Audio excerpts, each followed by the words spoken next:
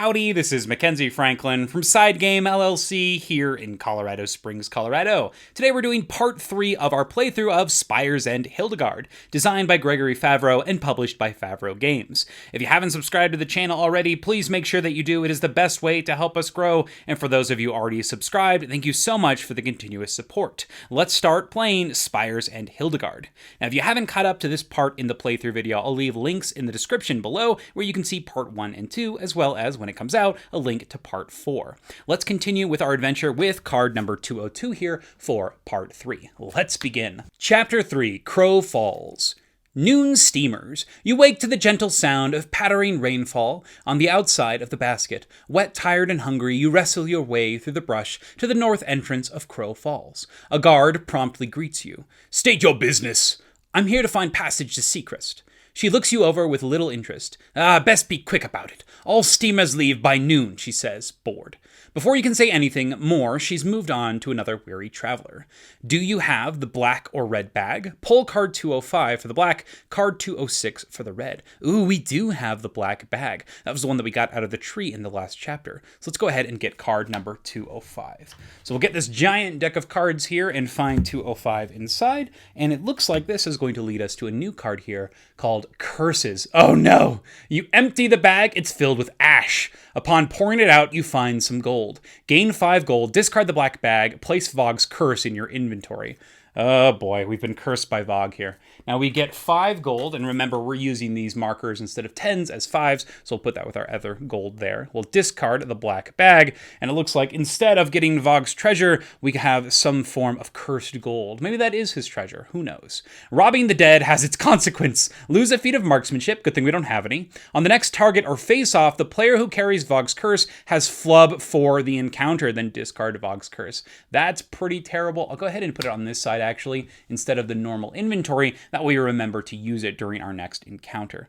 Oh my goodness, that's terrible. So flub is a special ability here that means that we are going to minus a shot die on the next set. So we have that for the entire encounter, which is pretty terrible. So we're going to be cursed for that. And then we're going to continue on to our adventure card here with checking out Crow Falls number 207. So we go to 207, and it looks like this is going to be maybe one of those large encounters again. Crow time. Put the following 29 cards into 6 groups numerically. Oh my goodness. We're going to take all of these large cards here that are going to be describing what Crow Falls looks like. All of these points of interest here. So we have 208 to 2010. That's one of our piles of cards. I'll put it on the far left like so. And then we're going to have 211 to 212. Only 2 cards here. Next is 213 to 214. And then we have 215 to 229. Looks like a big adventure in there. So we'll slide those like so. And then we have the adventure for 230 to 232. And then lastly, our group of 233 to 236. And that'll go in this final section here. So we've got all of our different adventures that we can go on. And these groups represent 6 locations of interest. We can reveal a card from any location deck, we can move to a new one at any time, or go back and continue from the latest card revealed in any location, if that card allows. There's a limited number of cards we can reveal, depending upon which card we came from. Ooh, and we came from card 202, I believe. Let's make sure that's the case. So yep, we came from 202, so we are going to get to reveal 10 cards. Oh, so that is, 9 cards, my bad. 202, reveal 9 cards. Once you're out of options or reach your card limit, discard all location cards and proceed to card 237. So we have some time here actually, not terrible. Don't discard any unrevealed cards from location decks until you have reached your limit. Use marker cubes to keep track. So we're going to have 9 cards that we can reveal, and we have a variety of different places to look at. We have the Atrium, Street Fair, the Vault, the Rusty Pint, Town Square, and Crow Society. Just looking at the thickness of the Rusty Pint, I say we go there first. That's going to be our first point of interest, our first out of 9, and we'll reveal the Rusty Pint. You enter the Rusty Pint. The place looks empty. "Hello, still serving breakfast?" you ask. A small man pops up from behind the bar. "I'm running low on ingredients. Those pirates ate everything I have. I'm closing up till tomorrow. That is, unless you have something we can cook. I haven't eaten myself." I might have something here. You start fumbling through your bag. Ooh, do we have any eggs? So we don't have any hawk or pheasant eggs. I think we're a little unlucky there. Ooh, let's see. We actually have something hidden under that card. We have a chestnut popper, a leaf fighter sapling. We don't have any burnt bat meat. We don't have a mushroom. So no thanks. Go to another location. Looks like he's pretty disappointed that we don't have anything to give. So that's our first card here from the Rusty Pint. Pretty unfortunate. So let's go ahead and move on to another card here. Let's see, Town Square, Crow Society, the Vault, Street Fair, or the Atrium. Let's check out the Vault. So we'll spend one of our encounter here, Chapter 3, the Vault, 213. Let's see what's inside. Here at the south end of Town Square, there's a tall building with barred windows. A stern man with a hooked nose is seated behind it. Naturally, you stroll up for a chat. Don't bother me unless you have a vault key, he says. Do we have the Vogg's vault key? No, we must have gotten the super wrong bag. No vault key, go to another location. That's terrible. We've done nothing so far. Next up, we'll go to, let's check out the Atrium. That sounds interesting. So we'll flip this card over. Rolf. Inside the atrium, you marvel over exotic plants from distant lands. A bald-tattooed man with a shovel is painting some small trees. He gives you a quick wave. We can give him the leaf fighter sapling, which we do not have. Oh, we do have that. Ooh, check that out. Or we can give a silver cap mushroom. So let's go ahead and give him that leaf fighter sapling. Now, we have no idea who this man is. Hopefully, this is not going to be a terrible thing. So we're going to give him the sapling, 209, and we reveal it. Sack Wiggles. From Hannah, Hungry Hog, you hold out the wiggling burlap sack. He takes the bag and pulls out the plant. It snaps, trying to bite his hands. Aggressive. You're lucky he didn't get a hold of anything to eat. They grow quickly. Delighted, Rolf pulls a small brooch with his blackbird engraved on it out of his pocket. Here, wear this. It could open some doors. He motions to shake your hand. This is important. Around here, when you shake hands, always end it with a slap on the shoulder, he demonstrates. Place the blackbird brooch in your inventory. Discard the leaf fighting sapling. So we give the silver cap. We don't have it. So, he's just collecting, it looks like, maybe plants. So we are going to give him our sapling. We discard that, and then we're going to take the blackbird brooch. Awesome. Let's continue our adventure. So we're done in those 3 locations. We've gone to 4 cards because we went to that next card extra. So we have 5 more things that we can visit. Ooh, so we got a Crow Society, and we have the Blackbird Brooch, so maybe that has something to do with the Crow Society. Let's take a look at the Crow Society, 233. Flip it over. You pause at the door that catches your eye. Black, red, and blue birds are carved in it, with a small crescent panel in the middle. The panel slides open. Hand me the 3 brooches. Do we give brooches? If all 3 are acquired. So we have a blackbird brooch, and it looks like we just have 1 brooch, so we have to go to another location. Another wasted day. So we have 4 more locations that we can go to. We have the town square, and then we have the street fair. So let's go ahead and see what's in the street fair. We'll flip this over. Salt and spit. You there, Crackerjack, can you defeat the Njarl of the river? See if you have what it takes. 1 shot, 1 gold. If you succeed, you'll be rewarded with my world-famous salty nuts. Smell them. Take a whiff. You ready? You wipe the spit from your cheek. His sales pitch came a little too close. Behind him are shabby wooden targets hanging from ropes. If you'd like a go, pay a gold and pull card 212. Let's do it. So that's our 6th card. And we're going to pay a gold, so we'll get some change here. And we'll pull card 212. This is our next card. So we only have, oh my goodness, we only have 2 more cards that we can do. So we'll flip this over, and this is our Squid Games. Accuracy 4, sets 1. And because we are unfortunately cursed, we are going to get only 3 dice for this. And we need 2 bullseyes. We can use pretty much anything on here. So let's do the best we can here. So we got 3, and we'll go ahead and discard that curse. So luckily, we wasted this curse on something probably not that important. Who knows? We could get salty nuts, though. So let's do it. We need to get 2 bullseyes. There's a half a bullseye. Heck yes, I think we'll definitely need that one. And we'll re-roll these and finesse it. Ooh, yes, so we've got 2. And I'm go ahead and keeping this circle. We'll use our wild shot die, and we're praying that we get a bullseye here. Oh boy, let's try. Oh, it is gone. Whoops. Threw the die over there. The reroll doesn't help, so I'm just going to go ahead and roll the black die instead. That way I don't have to go get it. Oh my gosh, and look at that. It is a bullseye. We have succeeded. We have acquired the salty nuts. Fantastic. I'm going to pause really quick and go get the die that flew over. But we've earned some salty nuts. Fantastic. We've retrieved our missing die, and now it's time to continue the adventure.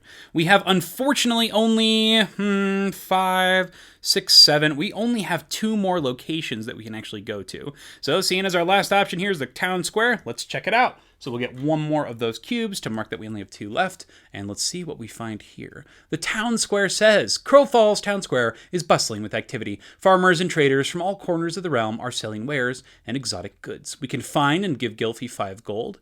We need to have some form of request. I don't think we have that, so let's go shop around for our last action. It's going to be 232.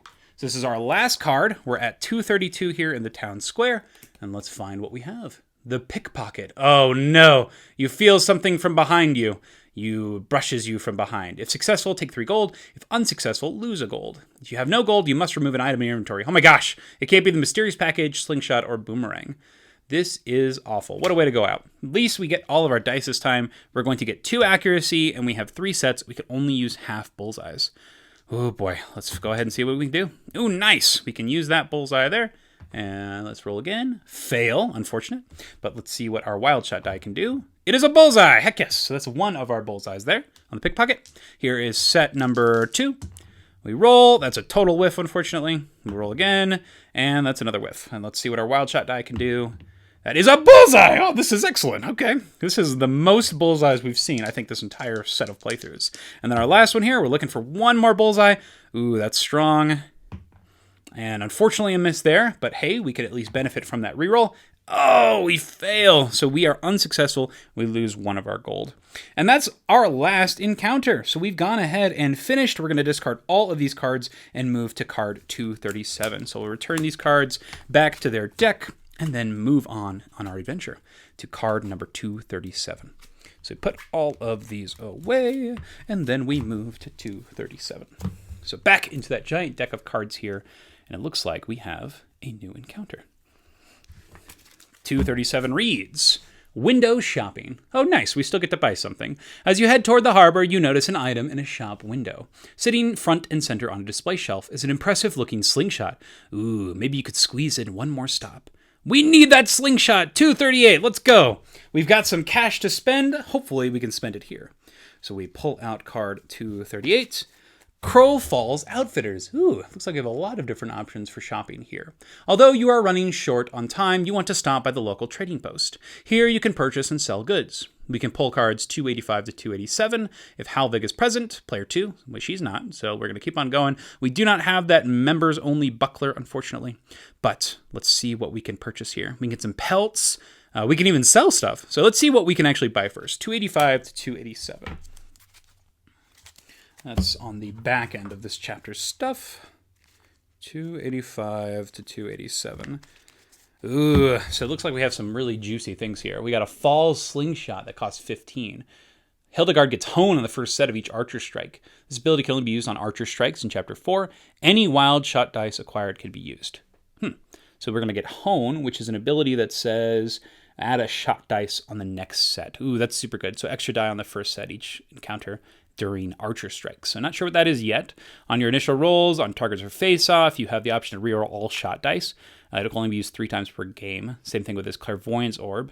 Use any bullseye combination on a target or face-off. Oh my gosh, so good. Can only be used for 1 bullseye per target or face-off. That seems really powerful though, just to do some fixing to make sure that you can actually succeed on scenarios. So right now we only have $8, so I don't know if we can even purchase any of these. Let's see what sort of things that these outfitters might buy.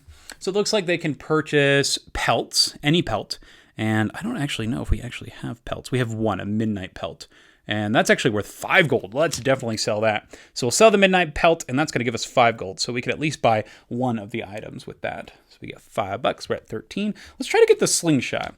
Next up, we can sell Salty Nuts. Do they want those? Unfortunately, no. Magnet Lure. No. A brooch. We could sell our Blackbird brooch. Do we even need that anymore? Ooh, we could sell it for 5. Laura's Ring, Wolf Whistle.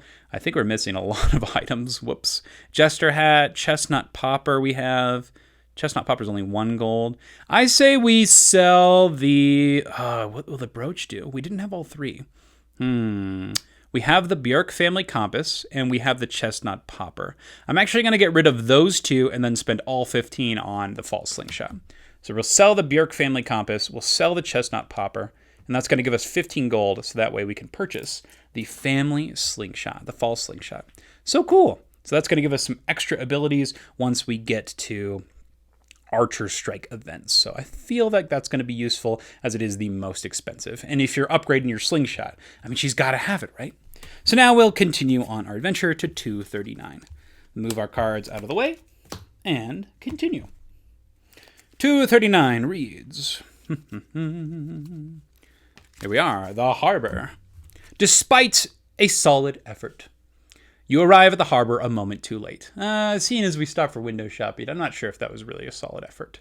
The last steamboat has left. Wait, you yell, but it's no use. The boat's engine is loud, and there's no way they can hear your call. You need to find a way onto that boat. Beside you is a rowboat too wide for one person to row. A few paces away is the harbor's main line of defense. A row of catapults sets to strike invaders by water. The soldiers assigned to this job post is asleep on the job. We can either get in the catapult, one player only, so it looks like that's what we're doing. 240. 240 says, 240 reads, catapult lever. It's a challenge. I imagine we're going to have to slingshot this to try to shoot us. We need to get 3 accuracy, 2 sets, and 2 bullseyes. We can use pretty much everything but the half white bullseye. Excellent decision, you think, as you sit in a basket tethered to a boulder. The catapult lever is next to snoozing Crowfall's soldiers. You're going to need a powerful shot to activate it. Let's do it. So this is a 2 test. We get 3 and 2 sets. Let's try our best. We got this one here. Awesome. Ooh, that is a full bullseye, though. I think I'm actually just going to keep all this.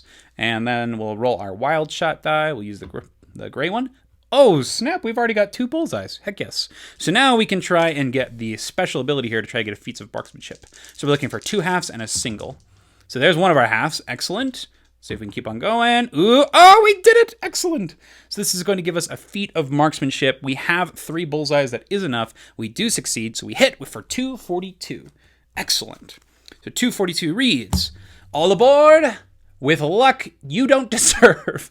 Ain't that the truth? Your shot knocks the lever down, catapulting you into the air. Air surfing with absolute precision, you land softly in the ballastnig on the steamboat's port side. It defies reason or plausibility, but you're alive, uninjured, and aboard the steamboat. Well done. Meet the captain, 247. So here is the captain of the ship of the Crow's Falls. Let's see. This is Madeline, the captain. You approach the riverboat captain. Miss, I'm looking for a ride to Seacrest. I'm in no mood for company on the river today. You're taking me, you say. Then wish you hadn't. Oh, really? Her ferret snarls, poised to attack. Do we shoot at the ferret or do we show note or steamboat ticket? Well, we don't have a note. We don't have a steamboat ticket, so it looks like we have to shoot the ferret. This is terrible. I don't want to damage the ferret. It's so cute. There's the ferret. It looks like she is not happy about this. We get 3 accuracy, but only 1 set. If we get 2 bullseyes, though, we get a feat of marksmanship. We can use the halves, the central, or the dot. Madeline is surprised to see you draw your weapon. However, she doesn't seem overly concerned. Let's see what we can do here. We got 3, and we're looking for those halves. Excellent. I think we're just going to take all of these and then pray that we get another bullseye. It's been going pretty well for us recently. We get a reroll. Unfortunately, that doesn't do anything for us. So we do succeed, though. This is going to give us a hit for 250. For some reason, she was not that upset about it. You can see on her face here, it looks like she has a bit more bandages. Maybe we hit her? I'm not sure what happened. She doesn't seem too upset about it, though.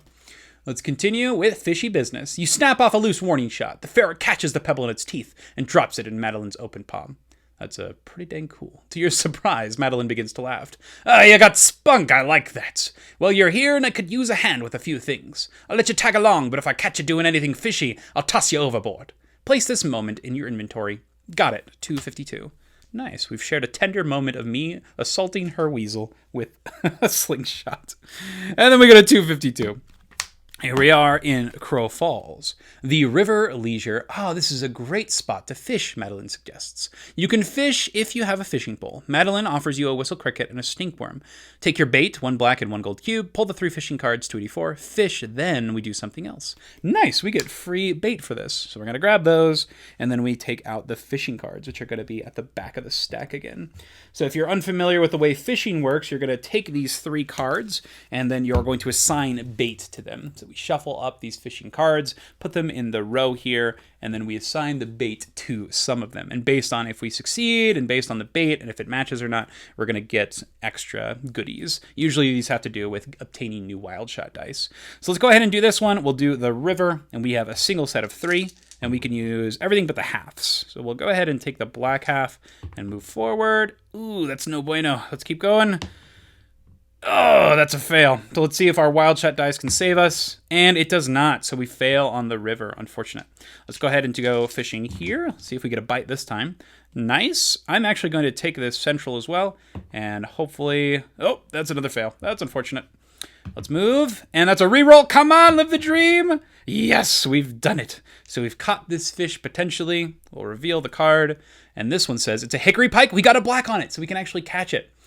The crown jewel of local fishing. All players can now use the blue wild shot dice. Yes, during a face-off, only wild shot die may be rolled between 2 players. If caught, place in your inventory. Heck yes. So we've actually been able to upgrade our gray die into this blue die. So the blue die allows us to, I believe this one lets you turn the die to whatever you want. Bullseye, bullseye, reroll, and a miss. So there's only 1 blank side here and 1 miss. So that's a pretty good chance. 66% of rolling something helpful. That is awesome. Definitely better than the basic 50% here. Awesome. So this is a great upgrade, and this is definitely the wild shot die that we're going to be using for the majority of the rest of the game. So that's everything here for our fishing phase. Now we're going to go ahead and choose one of the options here. We can either chat with Madeline. We can give the ferret salty nuts. We have those. Let's be nice, and since we shot him, we'll go to 255 and give the ferret our salty nuts. 255. It looks like the ferret is a little bit excited here. And then we'll see. Snacks and tickles. Typically, a critter like this would mean one thing, a potential pelt for trade and gold in your pocket. But this one seems different. You offer it a handful of snacks. The ferret accepts and leaps onto your shoulders. The fur tickles the back of your neck. We discard the salty nuts or trail mix, place this moment in your inventory, and then we have riverboat chores. So I think that was worth those salty nuts. We get a nice little moment with our ferret friend here. And then we continue on to some chores. So we continue in Crow's Falls, and we flip over our card, the pressure gauge. Madeline shows you the boiler room and hands you a shovel. Feed this with coal. Give it a good 6-7 shovelfuls. Wait, then watch the pressure gauge. You want the needle in the yellow and closer to the green, not in the red. The pressure release valve is busted. If it climbs too high, we'll explode. Roll a set of 4 shot dice. Fill the gauge meter squares below with marker cubes that you match in numerical order.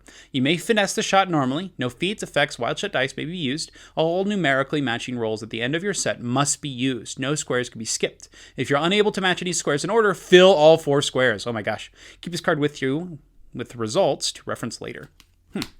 So we roll a shot of 4 dice, and we can finesse like normal, and we're looking to fill with just those first 2.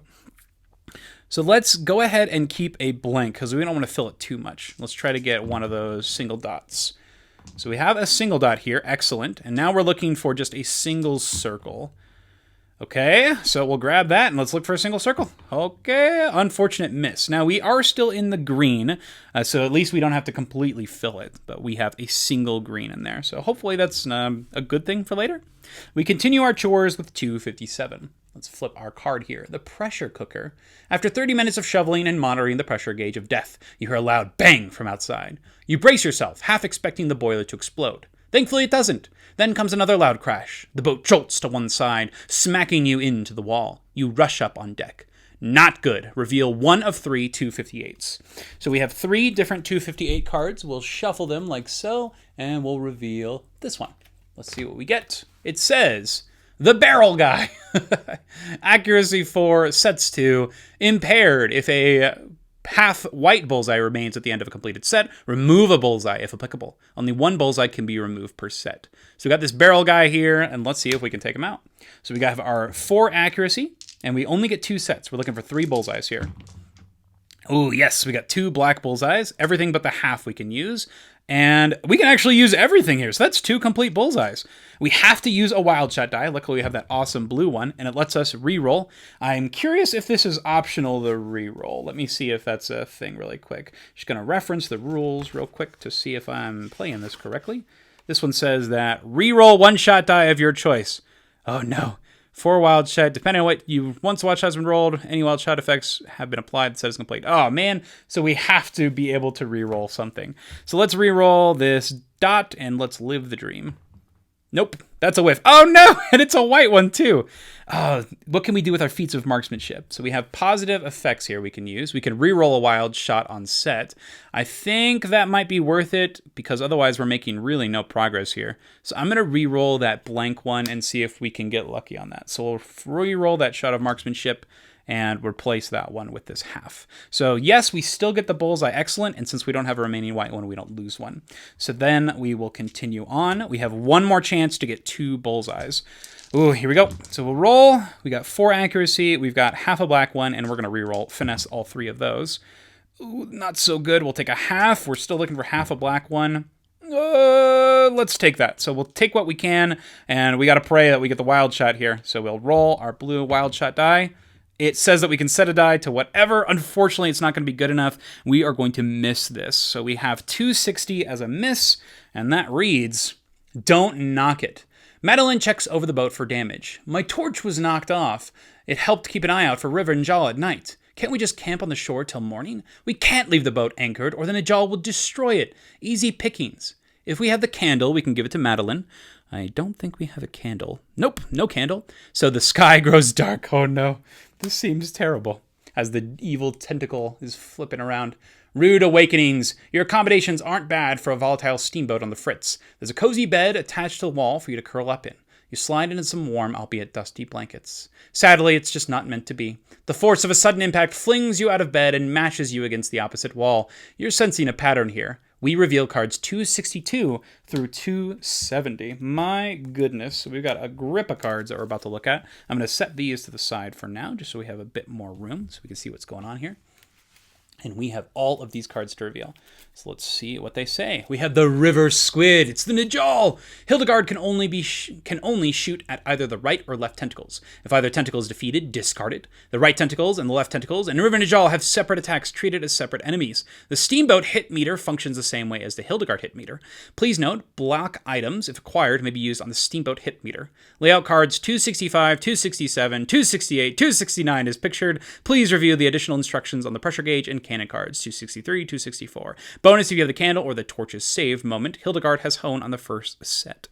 We don't have either of those, so we're going to continue, and it looks like we have just a bunch of cards to put out on the board. So we've got a tentacle here. I'm going to move this slightly like so we can see what's going on. We got the Njarl. We've got the right tentacle. Let's see if I can push that up a little bit further, just to make sure we have got room here. We've got our pressure gauge, we've got our boat on the bottom, we have a cannon, a pressure gauge, and then we have some rules cards here that we are going to be referencing. So first, cannon operator instructions. While Hildegard shoots from the deck, Madeline is operating the ship cannon. In one-player games, you'll act as both the cannon operator and Hildegard, both with their own sets. Okay. The operator will roll their loading set, hit accuracy of 4, then use whatever they can to fill the cannon meter, numerical only. When the cannon meter is filled, they may immediately roll a firing set at the River Njarl. This is performed the same way as a regular set. The hit accuracy again is 4. Firing sets inflicts mega bullseyes on the River Njarl. Only mega bullseyes can wound the River Njarl. Oh my gosh. Hit accuracy is 4, and you need to fill it completely on the cannon. My gosh, you got to get almost perfect here. Important, the cannon operators cannot fire at the tentacles. Once Hildegard defeats both tentacles, they can help the cannon operator by rolling her sets towards filling the cannon meter. So Hildegard's got to try to defeat these tentacles here, and then based on how they defeat them, once they defeat them, they can use their dice to actually help out the cannon on the steamboat here. Okay, no wild shot is rolled on the loading set, only a firing set. Positive effects in play do not carry over to a firing set. Feats cannot be used on the River Njarl. Whew, okay. So that's all for the cannon operator. Next, we have the pressure gauge instructions. Place a marker cube on the square that coincides with the gauge meter on 256. So since we had it on the green, we're going to put it here on the green on the pressure gauge. Next up, this is your pressure gauge level starting point. During the face-off, Hildegard and the cannon operator, see card 264, may spend any bullseye combination during a set to move the level 1 square up or down. Whew, if the right tentacle, left tentacle, or River Njarl damages the steamboat by filling a hit square, move the pressure gauge level up a square. Any status effects applicable occur until the level changes, graze or tame. The face-off ends when either the River Njarl or the steamboat is defeated. When either occurs, reveal the appropriate card below. Whew. Okay, so in summary, we are going to be rolling for this cannon, trying to get a hit on the Njarl. You got to get perfect on that one. Hildegard is going to be trying to take out the left and right tentacles by trying to defeat them with their bullseye targets here. And then the steamboat is what we're trying to protect and to hopefully not die. If the left, right, or Njarl damages steamboat, then we have to move the pressure gauge up. And then based on what these are, it's going to affect us negatively or positively. So graze here is the current ability that's triggering on us, which means no finesse shot on our sets while it's green. And then once it gets to the very end on tame, it's going to give us no wild shots at all on the next set. So we get no finesse on the next set. Oh my gosh, that's terrible. Graze is awful. At least we get a wild shot, but ooh, this seems pretty rough. So all that being said, let's go ahead and give it a try. So let's first start off with Hildegard. Hildegard is going to go shooting the left tentacle. Why not? And we need a half bullseye on either. This is going to be a 3 bullseyes required. Hit accuracy is 2, so we'll roll 2. And let's see. There's one of them. Excellent. And we roll the second one here. Can you see that all right? Or is it dark? I don't know if you can see that okay. Maybe I pull it just a little bit closer. Okay, unfortunately, we don't get to finesse, but we do get to use our wild shot die. Oh, so we shouldn't have even rolled that at all. So we roll this, and that's an X, so we totally whiff with Hildegard, unfortunately. Yeah, so that kind of sucked. We're going to do the cannon here. So this is a separate one here. We're going to roll. We don't get to roll the wild shot on this. We take this, and let's see. Does the pressure gauge affect the cannon operator? Okay, cannon operator instructions, pressure gauge instructions. Place, this is your pressure gauge level, starting point. During the face-off, Hildegard and the cannon operator may spend any bullseye combination during a set to move the level 1 up or down. So you can even use bullseyes to modify that. If the right tentacle, left tentacle, move the pressure attack, filling a hit square.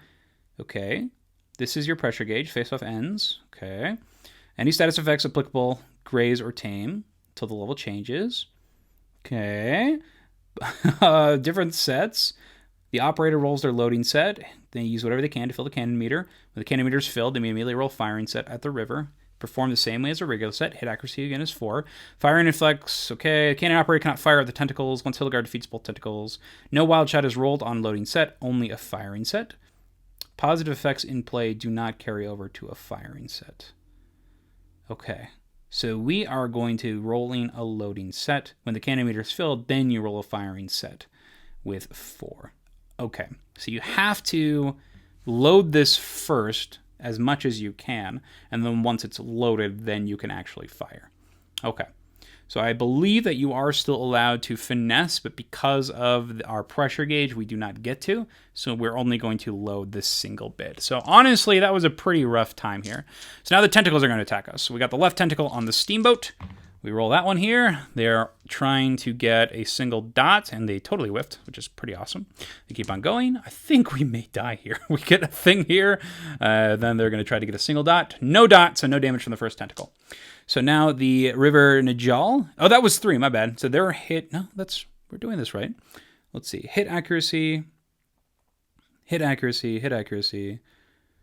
Oh, this is how much hit accuracy they have. My bad. I am doing this all sorts out of the place. So River Njarl attack. So the left tentacles is going to be attacking for 2. So we roll this. This is unfortunately exactly what they needed, and now they're looking for a circle. So that is a whiff, but they are going to damage 1 here on our steamboat. And then lastly, our last tentacle here is going to get a nothing of value. Hopefully they don't get the circle. We are safe from the enemy for right now. So now we know what's going on. I feel like we've taken 1s. This now goes up. We don't suffer the negatives. Our steamboat's got the 4. We'll roll that. This is our Hildegard shot on this tentacle here. We're looking for those half bullseyes. We whiffed.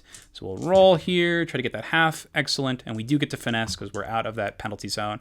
We take that. We roll one more time, and we got a dot. Next, we'll roll the wild shot die, which is the blue one here. Ooh, nice. 2 bullseyes. And then they said that you can use any combination of bull dice to modulate the pressure gauge, but I don't think we're going to. I think we're going to keep it where it's at. So now that we've rolled that, we're going to go ahead and do a loading shot for the cannon. We roll 4. We've got 1, 1, and then we are out of that negative, so we can reroll. Take 1 more, And then lastly, circle, excellent. We have completely loaded it, which means we get to take a firing shot. And this is going to go on the river Njarl. So we'll spend those 4 and we'll take a 1. We can use any results on the river Njarl, which is awesome. We've got a lot of these little circles. Can we live the dream and get 2 middles? Nope. So we'll roll our wild shot die on the firing shot. It's a miss, so we only deal 1 damage to the river Njarl.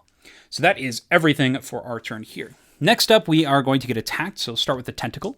They're going for a circle and a black. So they got a circle. See if they get a black here. That is a whiff. So they'll deal a single circle here. Next, they will attack with the river Njarl. It's going to roll 4.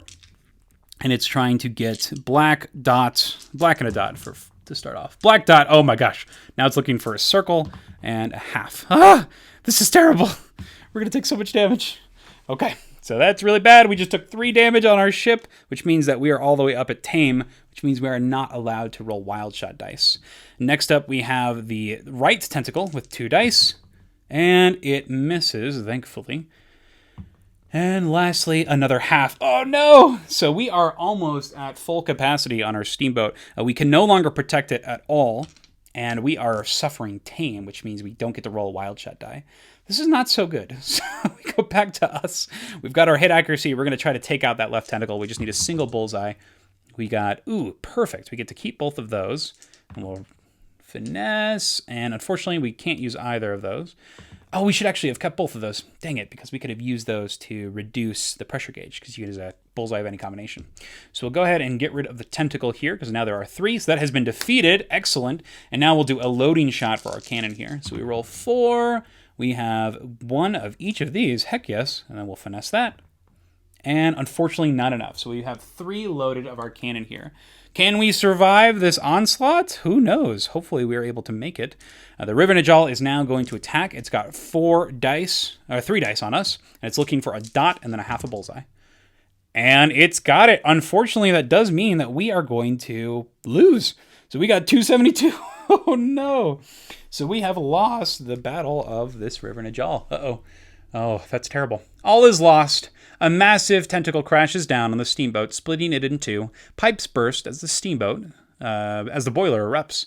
The ship explodes, and its many broken pieces sink into the river, lost forever. Ending 15, or we could pay 2 feats of marksmanship, which we don't have, so we just die.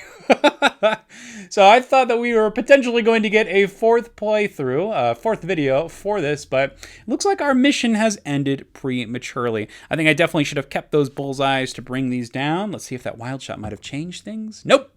We were doomed to fail, unfortunately. Yeah, that was a really rough battle. Particularly, we got those 4 attacks in a row, pushed us up into tame, lost our wild shots. Ooh, that was just rough in general. And this is where our adventure ends. Hildegard sinking to the bottom of the river, food for the river Njarl. Thank you so much for watching our playthrough of Spires and Hildegard. I'm curious to hear what you think of the adventure in Spires and Hildegard. What do you think of the art style? What do you think of the gameplay itself? What did you think of the story? And most importantly, what did you think of the playthrough itself, our decisions, and in general, our adventure?